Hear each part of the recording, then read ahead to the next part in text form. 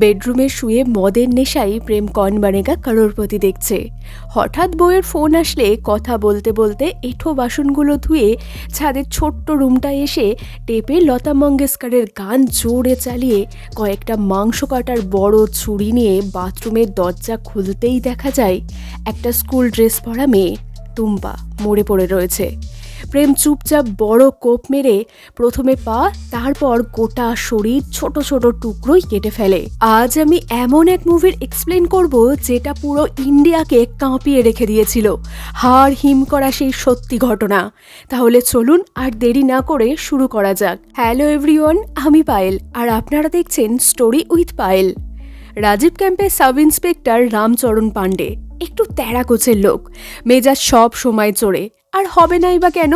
পুরো ক্যাম্প জুড়ে তাকে নিয়ে মাত্র 3 জন। আজ বস্তি থেকে মণ্ডলবাবু তার 15 বছরের মেয়ের নিখোঁজ এফআইআর লেখাতে এসেছে। এই বস্তির এলাকায় 1.5 লক্ষ উদ্বাস্তুর বাস। বাড়ি থেকে পালিয়ে যাওয়া এখানে নর্মাল ব্যাপার। পুলিশ খুঁজে আনলেও আবার পালায়। তাই বিগত 2 বছর পুলিশ বাচ্চাদের খোঁজা প্রায় ছেড়েই দিয়েছে। বোর্ডে একের পর এক মিসিং ভিকটিমের ছবি ধুলোয় চাপা পড়ে গেছে। যথারীতি এবারও বুক ভরা আশা নিয়ে মণ্ডলবাবু টুম্পার ছবি লাগিয়ে দিয়ে গেল। সেদিন সকালে বস্তির বাচ্চাগুলো ক্রিকেট খেলার সময় বল ড্রেনে পড়ে গেলে আলী বল তুলতে যায়। এই ড্রেন শহর আর বস্তির মাঝে বর্ডারের মতন, পুরো শহরের নোংরা এদিক দিয়েই পাস করে। আলী বল তুলতে গেলে তার চোখ পড়ে কালো প্লাস্টিকের ওপর, যার মধ্যে ছিল একটা মানুষের কাটা হাত। ঘটনাস্থলে ইন্সপেক্টর রাম আসলে পুরো বস্তিবাসীকে ডেকে এটাকে বাদরের হাত বলে কেসটা ধামাচাপা দেয়। আর যাওয়ার সময় আলীকে 100 টাকা ধরিয়ে দিলে দেখা যায় সেক্টর 36 থেকে প্রেম এই কাণ্ড দেখে হাসছে। রাতে সবাই তখন কেবিসি দেখতে ব্যস্ত। কাজ থেকে বাড়ি ফিরে আলীকে ওর বাবা ডিম আনতে পাঠায়। আলী কিছুটা দূর গেলে অন্ধকার মোড়ে প্রেমকে গা ঢাকা দিয়ে বসে থাকতে দেখে। প্রেম ওকে লজেন্স দেওয়ার লোভ দেখিয়ে কাছে ডেকে ক্লোরোফর্ম শুকিয়ে তুলে নিয়ে যায়। জ্ঞান ফিরলে দেখে বিছানায় হাত পা বাঁধা অবস্থায় সে বসে আছে, আর প্রেম খালি গায়ে একটা অন্তর্বাস পরে দাঁড়িয়ে আছে। আলী সাহস করে বলে, তুমি যদি আমাকে না ছাড়ো তাহলে আমি সবাইকে বলে দেব। প্রেম হেসে বলে, দেখ, প্রথমে আমি তোর শরীর ভোগ করব, তারপর কেটে কোথায় ফেলবো কেউ জানে না। এরপর তোর বাবা মা কদিন তোকে খুঁজবে, তারপর দেখবি আর একটা আলী জন্মে গেছে। প্রেম ওর হাতের বাঁধন খুলে দেওয়ার সাথে সাথে আলী পালানোর চেষ্টা করলে প্রেমের এক ধাক্কায় দেয়ালে মাথায় লেগে আলী মারা যায়। কিন্তু প্রেম এক দৃষ্টিতে ওর দিকে তাকিয়ে হাসতে থাকে। প্রেমের ছোটবেলার কথা মনে পড়ে।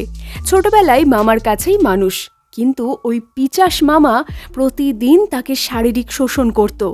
সেদিন দোকানের ঝাঁপ নামিয়ে মামা ওই লতা মঙ্গেশকরের গানটা চালিয়ে তাকে শোষণ করতে গেলে প্রেম ওকে কুপিয়ে খুন করে। তারপর থেকে এই নেশা আর যায়নি। আজও কাউকে নিপুণভাবে কাটার সময় ওই গানটা না চললে ঠিক মজা আসে না।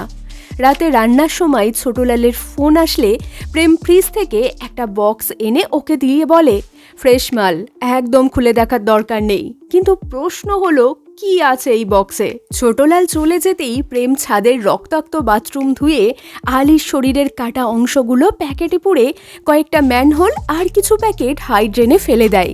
আসলে কাল পরশুর মধ্যে বাড়ির মালিক অর্থাৎ শহরের নামজাদা বিজনেসম্যান বলবীর সিং আসছে। আপাতত সে নাতনির জন্মদিনের পার্টিতে ব্যস্ত। পার্টিতে কারোর কল আসলে সে জানায় বলবীর কাল দিল্লি যাচ্ছে। রাতে চুমকি যেন রেডি থাকে। চুমকি পেশায় কলগাল, তবে এটা তার বাড়ির লোকও জানে। আর বলতে গেলে ওর জন্যই তাদের পরিবার চলে। 9 অক্টোবর প্রেম সন্ধ্যায় চুমকিকে কল করে বাড়ি আসতে বলে। এরপর বেশ কিছুদিন কেটে যায়। আজ রাজীব ক্যাম্পের এলাকায় দশেরার মেলা উপলক্ষে যাত্রা চলছে, যেখানে রাবণের ভূমিকায় রয়েছে রাম। মেলার এই ভিড়ের মাঝে দেখা যায় প্রেমকে। সে রাবণের মুখোশ পরে পরবর্তী শিকারে বেরিয়েছে। আর ঠিক একটু দূরেই অ্যাম্বুলেন্স নিয়ে অপেক্ষা করছে ছোটলাল। অর্থাৎ সে প্রেমের কর্মকার্যের ব্যাপারে ভালোই জানে। ব্যাক স্টেজে তখন রাম সাজতে ব্যস্ত। তখনই চুমকির বাবা মেয়ের মিসিং রিপোর্ট নিয়ে তার কাছে আসে। সে কদিন ধরেই থানায় যাচ্ছে, কিন্তু রাম কিছুতেই বিষয়টা গুরুত্ব দিচ্ছে না। সে যাত্রায় ব্যস্ত থাকার জন্য কাল থানায় আসতে বলে। ঘোষবাবুর মতে চুমকিকে ওর মালিক কিডন্যাপ করেছে। কিন্তু রাম তাকে পাত্তা না দিলে সে বলে, স্যার, যেদিন আপনার মেয়ের সাথে এরকম হবে সেদিন আপনি বুঝবেন আমার কষ্ট। ব্যাস, এটা বলতেই দুজনের মধ্যে ঝামেলা শুরু। ঘোষবাবু এদিকে ঠিক হলেও রামের কথাতেও যুক্তি ছিল, কারণ এই বস্তির এলাকায় 1.5 লক্ষ উদ্বাস্তু রয়েছে আর থানায় মাত্র 3 জন অফিসার। সেই হিসাবে সবার আন্ডারে আছে 50,000 কেস। তাহলে পুলিশ খুঁজবে কাকে? ঘোষবাবু বেশি কথা না বাড়িয়ে বাড়ি চলে গেলে যাত্রার পর রাম মেয়েকে খুঁজলে বউ জানায় যে ঋতু টয়লেট করতে গেছে। কথাটা শুনেই রামের মন চঞ্চল হয়ে ওঠে। মনে পড়ে ঘোষবাবুর কথা, আর তখনই প্রেম ঋতুকে নিয়ে পালায়। কিন্তু রামের চোখ এড়ানো এত সহজ নয়। প্রেমকে দেখে ধাওয়া তো করলই, কিন্তু ধরতে পারল না। এমনকি মুখোশের আড়ালে পরিচয়টাও অজানা রয়ে গেল। কিন্তু আজকের এই ঘটনা রামকে ভিতর থেকে নাড়িয়ে দেয়।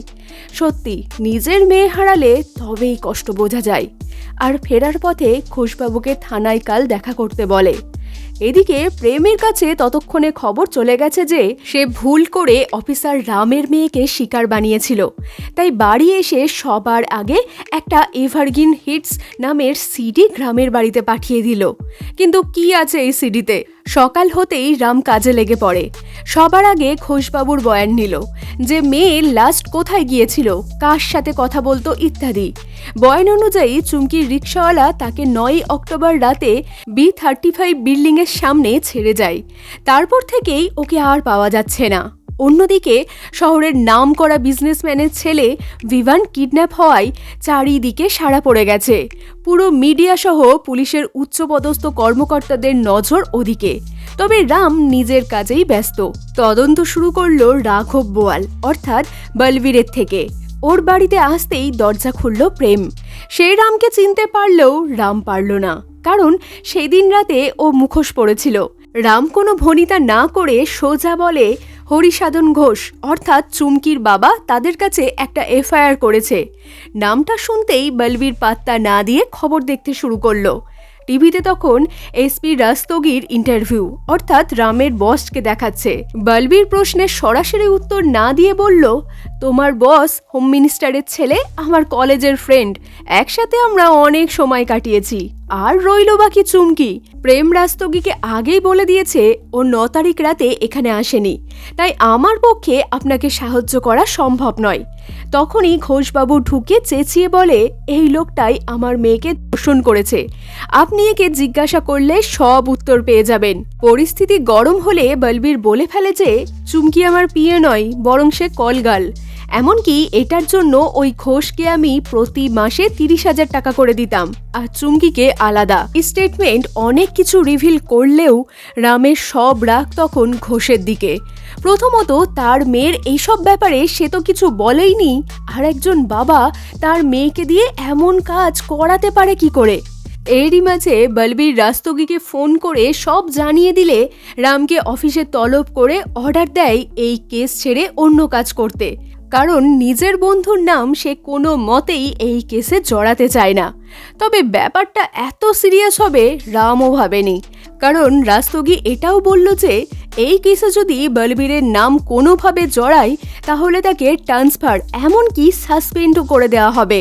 আসলে বস্তি এলাকার একটা কলগালের জন্য এত আদিক্ষেতা ঠিক পোষায় না, কারণ গোটা টিম এখন ভিভানকে নিয়ে ব্যস্ত, আর এদের সামনে ওই বস্তির বাচ্চা মিসিং বা চুমকির কোনো মূল্য নেই, কারণ এগুলো তদন্ত করে প্রমোশন পাওয়া যায় না। কথাগুলো শুনে রামের আজ এই প্রথম পুলিশের পোশাকটা ভারী লাগতে শুরু করলো। এতদিন জানতো যে পুলিশের চোখে সবাই সমান, কিন্তু বাস্তবে এটা সবচেয়ে বড় মিথ্যে। রাম রাজীব ক্যাম্পে ফিরে আসলে দেখে চুমকির রিক্সাওয়ালাকে আটকে রেখেছে। এর থেকে কিছু ক্লু না পেলেও চুমকির মোবাইলটা পাওয়া গেছে, যেটা থেকে লাস্ট কল প্রেমকে করা হয়েছে। আর এটাই ছিল কেসের সবচেয়ে বড় মোড়, কারণ এটা না থাকলে হয়তো কিছুই হতো না। বাকিটা রাম স্পেশাল ট্রিটমেন্ট দিলে বয়ান নেয়ার পর সোজা পৌঁছালো রাস্তগীর কাছে। রাম ওকে সবটা জানায়। চুমকির দালাল বাবা কিডন্যাপের রাতে বলবীরের বাড়িতে রিক্সাওয়ালা ছেড়ে যাওয়া এবং চুমকি ও তার পরিবারকে বলবীরের মাসিক টাকা দেওয়ার কথাটাও বলল। 9 তারিখ রাতে রিকশাওয়ালা 2 ঘন্টা পর যখন বলবীরের বাড়ি চুমকিকে আনতে যায়, তখন প্রেম দরজা খুলে চুমকির ফোন ওকে দিয়ে বলে পাশের শাহদারা জংশনের পাশের নদীতে ফোনটা ফেলে দিতে। সাথে এটাও বলে কেউ যদি জিজ্ঞেস করে চুমকি কোথায়, তাহলে বলবি তুই ওকে শাহদারা স্টেশনে ছেড়ে দিয়েছিস। কিন্তু এই রিকশাওয়ালা লোভের বশে ফোনটা না ফেলে নিজের কাছেই রেখে দেয়, এমনকি সিমটাও পাল্টায় না। তো এবার যদি প্রেমকে গ্রেপ্তার করা যায় তাহলে পুরো কেস সলভ। কথাগুলো শুনে রাস্তোগি নড়ে বসল। জল অনেক দূর গড়িয়েছে। বন্ধু বলবীরের চরিত্র সে ভালো করেই চেনে, তার উপর ওকে জড়ালে বিপদ আছে।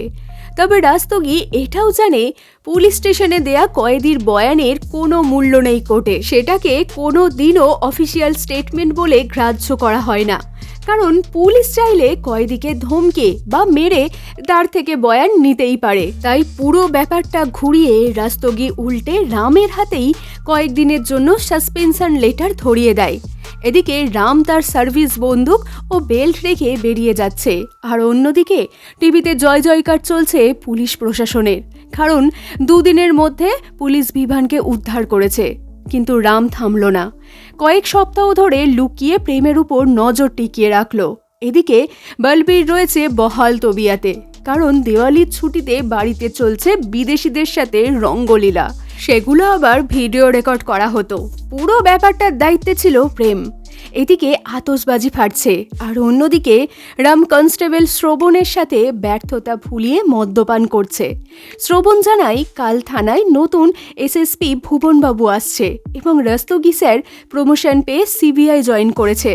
কথার মাঝে ঋতুর প্রসঙ্গ উঠে আসলে শ্রবণ রাস্তার দিকে আঙুল দিয়ে বলে, স্যার ওই অ্যাম্বুলেন্সের লোকটা মনে আছে, হসপিটালের কম্পাউন্ডার ছোটলাল, ওনাকে ধন্যবাদ দেওয়া উচিত। ও সেদিন কি ভাগ্যিস মেলার বাইরে দাঁড়িয়েছিল, ওর গাড়িতেই তো ঋতুকে হসপিটালে নিয়ে গিয়েছিলাম। কথাটা শুনতেই রামের টনক নড়ল, কারণ কদিন ধরেই যখন ও প্রেমের উপর নজর রাখছিল তখন রাত হলেই ছোটলাল প্রেমের সাথে দেখা করতে আসতো।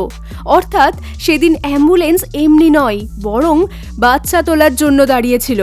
আর দেরি করল না, সোজা দুজনে মিলে ছোটলালকে তুলে আনলো এলাকার বাইরের একটা ফাঁকা বাড়িতে। একটু মার পড়তেই উগড়ে দিল। দশেরার রাতে রাবণের মুখোশ পরা লোকটা আসলে প্রেম। রাম তো শুনে অবাক, কারণ চুমকি কেস ও বাচ্চা চুরির পিছনে এইরকম কানেকশন হবে কোনোদিনও ভাবেনি। কিছুদিন পর অফিসে রামের জয়েনিং হলে এসএসপি ভুবনের সাথে ওর সাক্ষাৎ দেখে রাস্তোগির সন্দেহ আরও বাড়ল, কারণ ভুবন একজন সৎ অফিসার। ন্যায় বিচারের জন্য আইনের বাইরে গিয়ে কাজ করায় বহুবার ট্রান্সফার হয়েছে, তাই কেস ঘুরতে বেশিক্ষণ সময় লাগবে না। তখনই অফিস থেকে দ্রুত বেরিয়ে এসে রাস্তোগি একজনকে ফোন করলো। এদিকে ছোটলালকে ধরে ফেলার খবর কোনোভাবে বলবীরের কানে আসলে সে কন্ট্যাক্ট করে হরিয়ানা সুপারি কিলার হীরামল সিং এর সাথে। তার 2 ছেলে যোগেশ ও রাজবীর বাবার কাজে সাহায্য করে থাকে। ততক্ষণে রাম ভূপেন স্যারকে নিয়ে বেরিয়ে পড়েছে সেই পরিত্যক্ত বাড়ির উদ্দেশ্যে, যেখানে ছোটলালকে লুকিয়ে রেখেছে। কিন্তু তারা আসার আগেই বাবা ছেলে মিলে ছোটলালকে মেরে ডেরায় এনে বডি কেটে কেটে পুড়িয়ে দেয়। যখন রাম পৌঁছালো তখন সব শেষ। সে তো ভাবতেই পারছে না শ্রবণকে দেখাশোনার জন্য রেখে যাওয়ার পরও ছোটলাল কিডন্যাপ হয় কি করে। তবে কেস হাতছাড়া হওয়ার আগেই ভূপেন অর্ডার দিল প্রেমকে অ্যারেস্ট করার। আর এখানেই রিভিল হয় ঘটনার সব থেকে নোংরা ও পাশবিক অধ্যায়। তারা জানতো না প্রেমের বয়ান তাদের এমন অভিজ্ঞতা করাতে চলেছে যা এত বছরের পুলিশের কাজে তারা শোনেনি। ক্যামেরার সামনে দেয়া প্রেমের বয়ান ঠিক এই রকম, স্যার ওই যে আপনি চুমকির কথা জিজ্ঞেস করছেন না, ওকে আমি নিজে হাতে মেরেছি। 9 অক্টোবর সন্ধ্যায় বলবীর স্যার বাড়িতে ছিল না, তাই আমি চুমকিকে কাস্টমার দেওয়ার নাম করে বাড়িতে ডাকি। আগে থেকেই জানতাম চুমকি বলবীর মানে পাপাজির সাথে সই, তাই আমিও কিছু টাকা দিয়ে বললাম কাস্টমার আসার আগে আমার সাথে শো। কিন্তু এর পরিবর্তে চুমকি আমায় অপমান করলো। ওই মেয়ে জানেই না যে আমি ছোটবেলায় মামাকে কুচি কুচি করে কেটে মাংস রান্না করে লিভার কাঁচা চিবিয়েছিলাম, আর সেই লোকের সামনে একটা কলগাল দাপট দেখাচ্ছে। তাই কাস্টমারকে ফোন করার নামে উঠে চুপচাপ পিছন থেকে ওড়না দিয়ে ওকে গলা টিপে মেরে ফেললাম।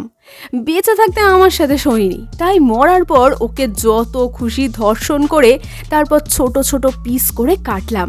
আমি নর্মালি ঠ্যাং, হাত ও বডির পিসগুলো কালো প্লাস্টিকে বেঁধে ড্রেনে ফেলে দিই যাতে গন্ধ না আসে, আর মাথাগুলো পুঁতে দিই, কারণ 6 থেকে 7 মাসের মধ্যে পোকা মাংসগুলো খেয়ে নেয়। ব্যাস, মিটে গেল। এই রকমই এতদিন করে আসছি, তাই চুমকিও বাদ যায় না। এই বস্তির বাচ্চাগুলো হারিয়ে যাওয়ার পর ফেরে না তো এই কারণেই। আগে বাচ্চাগুলোর সাথে জীবিত বা মৃত অবস্থায় শারীরিক মজা নেয়ার পর মেরে ফেলি, এরপর মুড হলে কখনো কেটে খাই, আর না হলে ওদের অর্গান ছোটলালের মাধ্যমে বেচে দিই। আর হ্যাঁ, সব থেকে মজার কথা, আমি নিজেই এই বস্তির 24টা বাচ্চার মাংস খেয়েছি, আর সবার লাস্ট আলী। তবে স্যার, আমার টার্গেট কিন্তু 50, কারণ ধরা পড়ার কোনো ভয়ই নেই। পাপাজির হাত আমার মাথায় আছে। কথাগুলো শুনে রাম ও ভূপেন দুজনেই থ। মানে চুমকির খোঁজ করতে এসে বিগত 2 বছরের বাচ্চা মিসিং কেসের সাথেও এই সাইকো প্রেম জড়িত, সেটা তারা ভাবতেই পারেনি। তাই সবার আগে প্রেমকে হেফাজতে নিয়ে শুরু হলো তদন্ত। পরের দিন সেক্টর 35-6 বাগান থেকে উদ্ধার হলো 25টা বাচ্চার খুলি এবং চুমকির ব্যাগ, আর মেন ড্রেন থেকে কয়েকশো কালো প্লাস্টিকে মোড়া পচা গলা দেহাংশ। এই ভয়াবহ ঘটনা মিডিয়া, পুলিশ প্রশাসন থেকে শুরু করে গোটা দেশের নজর কাড়তে বেশিক্ষণ সময় লাগালো না। তবে জনরোষে পড়ল সো কল সমাজরক্ষক পুলিশ প্রশাসন, আর প্রেম সহ বলবীরকে গ্রেপ্তার করে তিহার জেলে পাঠিয়ে সিবিআইকে কেস হস্তান্তর করা হলো। তবে ওই যে কথায় আছে না, ক্ষমতা যার হাতে তার শত দোষ মাপ। তাই উপরমহল এবং হোম মিনিস্টারের ছেলের হস্তক্ষেপে কেস ঘুরিয়ে পুলিশ অবহেলার কারণ দেখিয়ে রামকে সাসপেন্ড করে দেয়। ফলে বলবীরের রাস্তা আরও ক্লিয়ার হয়ে গেল, কারণ সিবিআইয়ের হেড এখন রাস্তোগি। অতএব রাস্তোগি নতুন চার্জশিট তৈরি করে পুরো দোষ প্রেমের উপর দিয়ে বলবীরের নাম কেস থেকে সরিয়ে দিল। এই খবর রামের কানে পৌঁছালে ভূপেনের থেকে প্রেমের লাস্ট একটা ইন্ট্রোডাকশনের সুযোগ চেয়ে নেয়। তবে এবার চালটা ছিল একটু অন্যরকম। রাম ডিরেক্ট প্রেমের ছেলে ও বউকে টার্গেট করলো। গ্রামে ঝড় হওয়ায় সব মোবাইল টাওয়ার নষ্ট হয়ে যাওয়ায় প্রেম অনেক দিন ওদের সাথে যোগাযোগ করতে পারেনি। তাই রাম সুযোগটা কাজে লাগালো। প্রেম বডি পার্টস বিক্রি করে যে টাকা পেত সেটা ছোটলালের মাধ্যমে গ্রামে পাঠাতো, কিন্তু এই ছোটলালের তো পাত্তাই নেই। তাই গ্রামের বাড়িতে টাকা যাওয়াও বন্ধ হয়ে গেছে।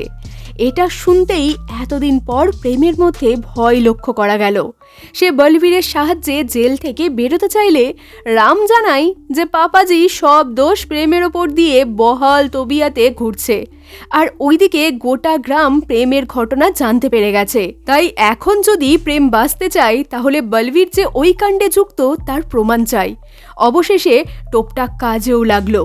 এভারগ্রিন হিটস নামের সেই সিডিটাই বলবীরের সব কুকীর্তি রেকর্ড করা ছিল, যেখানে বিদেশিদের সেক্টর 36-এ এনে রঙ্গলীলা, চুমকি ও বাচ্চাদের ধর্ষণের প্রমাণ সব কিছুই ছিল। দশেরার রাতে রামের কাছে তাড়া খেয়ে প্রেম সবার আগে এই সিডিটাই গ্রামের বাড়িতে পাঠিয়েছিল, আর এটাই ছিল পুরো কেসের সবচেয়ে বড় প্রমাণ। রাম দেরি করল না। ওই রাতেই একমাত্র শ্রবণকে জানিয়ে প্রেমের বাড়ির উদ্দেশ্যে বেরিয়ে পড়ল। সেই মতোই ওর বাড়ি পৌঁছে প্রেমের বউয়ের থেকে এভারগ্রিন হিট সিডি জোগাড় করে সেটাকে প্লে করতেই নারকীয় দৃশ্য দেখে রামের গোটা শরীর গুলিয়ে উঠল। এরপর আর বেশিক্ষণ সময় নিল না, শহরে যাওয়ার রাস্তা ধরল। প্রেম বলেছিল এদিকে সচরাচর কোনো গাড়ি আসে না, তাই কয়েক ঘন্টা অপেক্ষা করার পর দূর থেকে একটা গাড়ি আসতে দেখে রাম লিফট চেয়ে গাড়িতে উঠে বসলো। কিন্তু ভাগ্যের নির্মম পরিহাস, এই গাড়িতে ছিল হীরামল সিং। বেশিক্ষণ সময় লাগলো না, পিছনের সিট থেকে গলায় ছুরি চালিয়ে রামকে মেরে ফেলল। আর একমাত্র প্রমাণ এভারগ্রিন হিট সিডি ভেঙে রাস্তায় ফেলে গাড়ি চালিয়ে এগিয়ে গেল। রাজীব ক্যাম্পের মিসিং বোর্ডে এখন রামের ছবি। ওই সিটে বসে আছে অফিসার শ্রবণ। রাম কোনোদিনও ভাবেইনি তার সব থেকে বিশ্বস্ত সহচারী এইভাবে বিশ্বাসঘাতকতা করবে। সেই দিন রাস্তোগি অফিস থেকে বেরিয়ে এই শ্রবণকেই ফোন করে প্রমোশনের টোপ দিয়ে তাকে রামের বিরুদ্ধে ব্যবহার করেছিল। এই ঘটনার পর রামের নিখোঁজ সন্দেহে হরিমাল সিং এবং তার 2 ছেলেকে গ্রেপ্তার করা হলেও কোনো লাভ হয় না, কারণ এরপর ওই কেস ধামাচাপা পড়ে যায়। উপরমহল ও সিবিআইয়ের হস্তক্ষেপের কারণে রামের মৃত্যু 6 মাস পর কোর্ট প্রেম ও বলবীরের বিরুদ্ধে কোনো প্রমাণ না পেয়ে আইনের মুখে জুতো মেরে তাদের বেকসুর খালাস করে দেয়। ওই যে একটা প্রবাদ বাক্য আছে না, আইন ভাঙার জন্যই তৈরি হয়।